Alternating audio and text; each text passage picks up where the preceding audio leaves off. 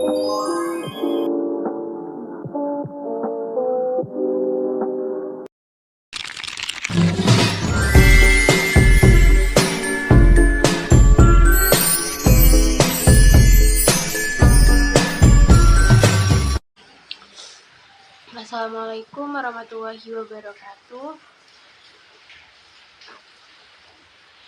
Saya Kamiliatus Sanabila dengan NIM 231101090005 dengan memenuhi tugas UTS mata kuliah Studi Hadis dan Hadis Tarbawi. Langsung saja. Yang pertama ada materi dari kelompok 1. Ada 4 pembahasan. Yang pertama ada pengertian hadis. Nah, pengertian hadis sendiri, hadis adalah segala sesuatu yang bersumber dari Nabi Shallallahu Alaihi Wasallam, baik ucapan, perbuatan maupun ketetapan yang berhubungan dengan hukum atau ketentuan-ketentuan Allah yang disyariatkan kepada manusia. Nah, dari sini hadis bisa dikatakan suatu misi yang berkaitan dengan ajaran Allah yang dikembangkan oleh Nabi Muhammad SAW sebagai Rasulullah.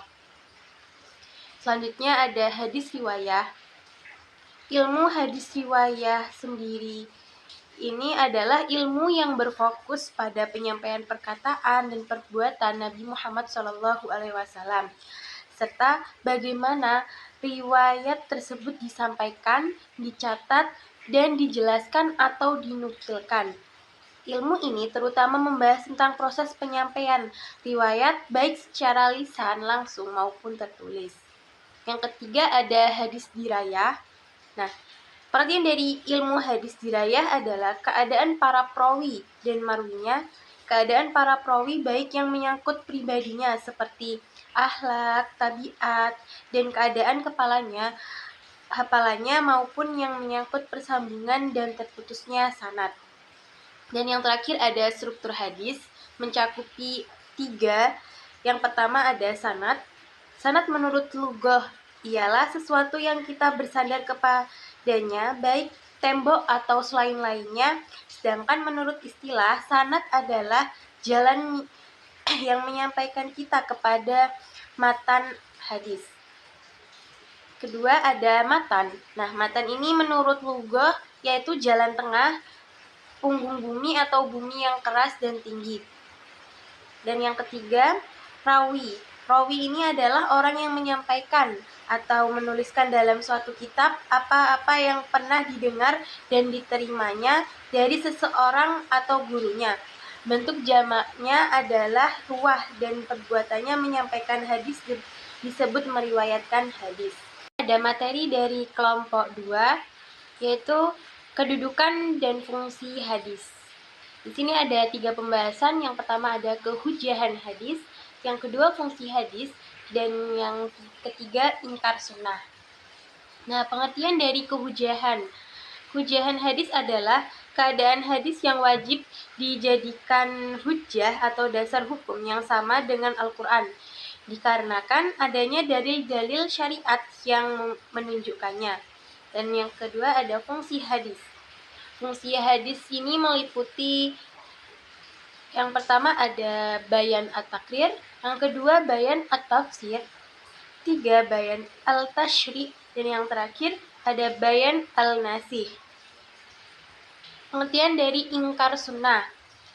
Ingkar sunnah sendiri adalah sebuah pemikiran yang menolak legitimasi hadis sebagai sumber ajaran Islam kedua setelah Al-Quran. Dari kelompok 3 yang membahas tentang sejarah perkembangan hadis dan penulisannya. Sejarah perkembangan hadis sendiri.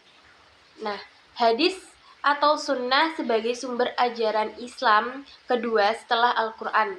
Jika dilihat dari segi periwayatan, berbeda dengan Al-Quran, di mana yang kedua setiap kali ayat-ayatnya turun, Rasulullah SAW langsung memerintahkan penulis wahyu untuk menulisnya, Sementara untuk hadis Nabi Shallallahu Alaihi Wasallam tidak demikian halnya periwayatan hadis Nabi Muhammad Shallallahu Alaihi Wasallam. Dengan demikian lebih banyak berlangsung secara lisan atau langsung dibandingkan dengan tulisan akibat dari adanya larangan Rasulullah Shallallahu Alaihi Wasallam. Nah, perkembangan hadis sendiri di sini adalah seperti yang dikemukakan oleh Endang Sutari, yaitu masa atau periode yang dilalui oleh hadis semenjak dari masa lahirnya dan tumbuh dalam pengenalan, penghayatan, dan pengamalan umat dari generasi ke generasi.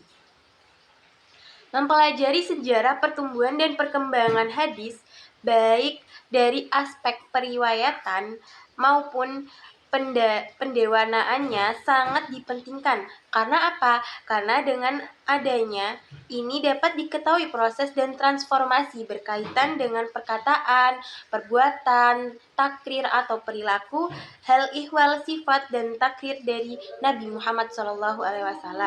Nah, adapun berikut dikemukakan sikap al-khulafa ar-rasyidin tentang periwayatan hadis Nabi sebagai berikut. Yang pertama, hadis pada masa Rasulullah Shallallahu Alaihi Wasallam. Hadis pada masa Rasulullah SAW dikenal dengan asr al-wahyu wa al-takwin, yakni masa turun wahyu dan pembentukan masyarakat Islam. Keadaan seperti ini menuntut keseriusan dan kehati-hatian para sahabat sebagai pewaris pertama ajaran Islam. Wahyu yang diturunkan Allah dijelaskan Nabi melalui perkataan, perbuatan, dan takrirnya atau perilaku. Yang kedua, hadis pada masa Khulafa ar-Rasyidin.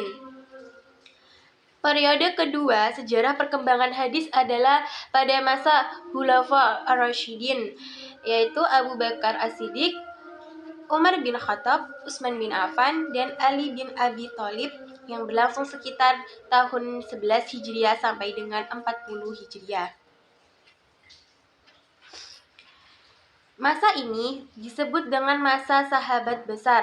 Pada masa ini, perhatian para sahabat masih terfokus pada pemeliharaan dan penyebaran Al-Quran, maka periwayatan hadis belum begitu berkembang dan masih ada pembatasan dalam periwayatannya. Yang terakhir ada hadis pada masa tabi'in. Pada masa ini, daerah kekuasaan Islam semakin luas. Banyak sahabat ataupun tabi'in yang pindah dari Madinah ke daerah-daerah yang lebih luas atau yang baru dikuasai. Di samping banyaknya pula yang masih tinggal di Madinah dan Mekah, para sahabat pindah ke daerah baru disertai dengan membawa hadisnya tersebut. Ada penulisan hadis. Nah, hadis sebagai sumber hukum Islam setelah Al-Quran menyimpan sabda, perbuatan, dan persetujuan Nabi Muhammad SAW. Proses penulisan hadis adalah sebuah perjalanan panjang yang dilatar belakangi oleh upaya umat Islam untuk melestarikan ajaran Nabi dan menjaga kemurniannya. Nah, penulisan hadis pada masa ini sangat terbatas dan umumnya dilakukan untuk catatan pribadi atau hal-hal tertentu, yaitu sebagai berikut. Yang pertama ada perkembangan penulisan hadis, yang kedua ada proses penulisan hadis, dan yang ketiga kitab-kitab hadis terkenal. Dari kelompok 4 yang membahas tentang cabang-cabang ilmu hadis. Pembahasan yang pertama ada ilmu rijal al-hadis. Pengertian dari ilmu rijal al-hadis secara terminologi adalah ilmu untuk mengetahui para periwayat hadis dalam kapasitas mereka sebagai periwayat hadis tersebut. Dan yang kedua ada ilmu al-jar wa at-ta'dil. Kata al-jar artinya cacat, celah atau luka, dan kata al-ta'dil artinya mengadilkan atau menyamarkan. Jadi kata ilmu al-jar wa at-ta'dil adalah ilmu tentang kecacatan atau keadilan seseorang. Ketiga, ilmu tarikh ar-ruwah. Nah, ilmu tarikh ar-ruwah sendiri adalah sejarah kelahiran perawi, pemerolehan riwayat, dari para syekh, pencarian hadis ke berbagai kota dan wafatnya perawi tersebut. Yang keempat ada ilmu ilal al-hadis. Ilmu yang membahas tentang sebab-sebab yang samar dan segi penyebab hadis menjadi cacat, seperti menyambung hadis yang sebenarnya putus, menjadikan hadis yang marfu padahal mauquf, atau memasukkan matan hadis kepada hadis yang lain. Yang keempat ada ilmu an-nasikh wa al-mansuh. Ilmu an-nasikh wa al-mansuh sendiri menerangkan nas yang mujmal, mentashihkan yang am, dan mentakidkan yang mutlak, tidaklah dikatakan nasoh. Yang kelima, ilmu asbab wurud al-hadis.